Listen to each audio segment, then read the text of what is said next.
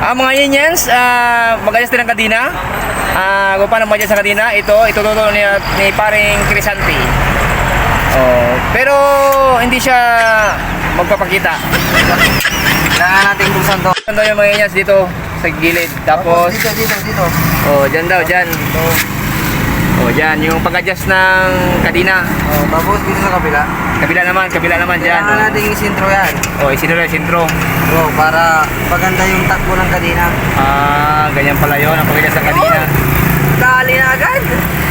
Para malaman ng sintro yan, pare. Para malaman ng sintro yan. Tignan mo yun doon sa gitna. Gitna. Wow. Saan gitna dyan? Sa gitna ng kalsada. Loko ka pare.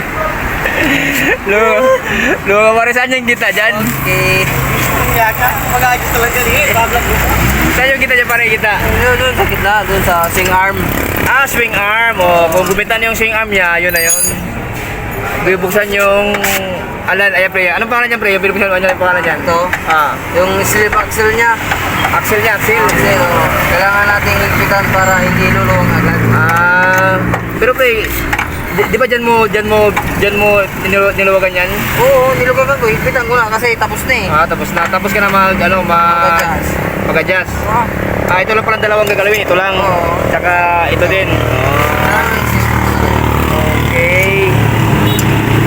Yan lang pala yan. Tapos itong ito pangalan niya pre. Yan, yung pangalan niyan. Axle ng Axle din. Oo axle niya. Axle sa right yan, right. Ikaw yung nag-adjust dati pre. Ito ba? Oo. Tagal na. Kasi babiyahin ng bukas. Tarlac kaya. Adjust mo. Para sigurado. Quality na. Siyempre na play di pa nagpitan play yan, di pa nagpitan. Okay.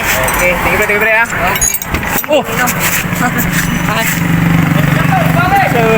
Pre, na-vlog yung pre. Na-vlog yung ito ko na-vlog.